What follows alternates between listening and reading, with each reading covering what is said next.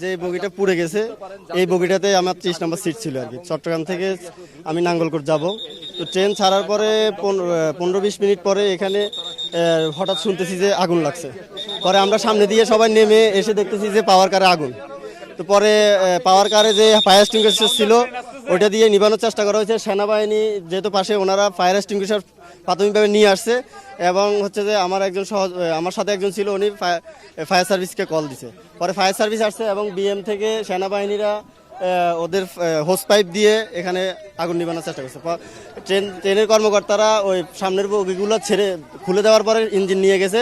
পরে পিছের বগিগুলা খুলে দিয়ে আমরা যাত্রীরা পাওয়ার কারারে এই বগিটা ঠেলে একটু সরাই দিয়ে পিছের বগিগুলো বাঁচানো হয়েছে। আমরা রওনা হয়েছি 6টা 25-এ চট্টগ্রাম স্টেশন থেকে। ওখান থেকে ছেড়ে এসে ফৌজদার স্টেশন পার হওয়ার পরে আমরা যখন ভিতর দিয়ে আমি কন্ডাক্টর গার্ড টিটি সাহেবরা সব টিকিট চেক করতে করতে যখন বগির ভিতর দিয়ে আসতেছিলাম, তখন পাওয়ার কারের কাছে এসে দেখি যে ধোঁয়ার কুণ্ডলি দেখা যাইতেছে।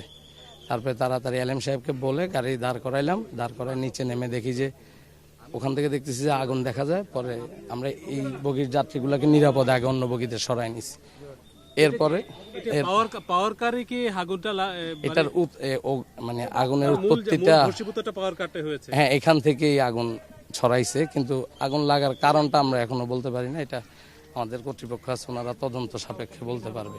আগুনের সংবাদ পাওয়ার সঙ্গে সঙ্গে আমরা দ্রুত সহিত এখানে আসা দেখে 2টা বগি আগুনে জ্বলছে। তা আমরা তাৎক্ষণিক 2টা ইউনিট কাজ করে আগুন মোটামুটি আমরা নিয়ন্ত্রণে নিয়ে আসছি। এখানে কোনো হতাহত কেউ ছিল না বা হয় নাই। কয়টা বগি ছিল এবং একটা পাওয়ার ইউনিট বগি আর একটা এসি বগি, একটা যাত্রীবাহী বগি ছিল আর একটা পাওয়ার ইউনিট যেটা জেনারেটর থাকে। মোটামুটি আগুন আমরা নিয়ন্ত্রণে করছি। আমরা যখনই জানছি তখনই আমরা ফায়ার সার্ভিসকে খবর দিচ্ছি এবং আমরাও চিটাগাং থেকে সব কর্মকর্তারা চলে আসছে। আমরা একেবারে ন্যূনতম সময়ের মধ্যে সব কাজগুলো করেছি। আমাদের যাত্রীরা ওই সামনে টেনে নিছি, আমরা ওই সামনের স্টেশনে কিছু নিছি, পিছনের স্টেশনে নেওয়া হয়েছে। পাওয়ার কার থেকে কি আগুন লেগেছে এরকম? এটা যেহেতু আমরা কমিটি করছি, কমিটিকে রিপোর্টটা দিতে হবে। 4 সদস্য, তারা 2 দিনের মধ্যে রিপোর্ট দেবে ইনশাআল্লাহ।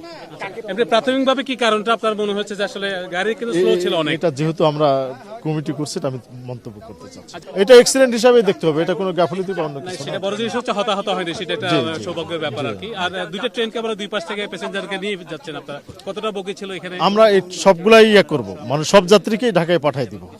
আমরা যে 2টা ক্ষতিগ্রস্ত হয়েছে এরকম 2টা কোচ আমরা চিটাগাং থেকে আনতেছি, একটা পাওয়ার কার আর একটা এসিসিআর নিয়ে। আমাদের যে সমস্ত যাত্রী এখানে ছিলেন তাদেরকে আমরা ওই ট্রেনে উঠাই দিয়ে আমরা কানেক্ট করে খুব দ্রুততম সময়ের মধ্যে, আমরা মনে করতেছি 1 ঘন্টার মধ্যে চালাই দেব।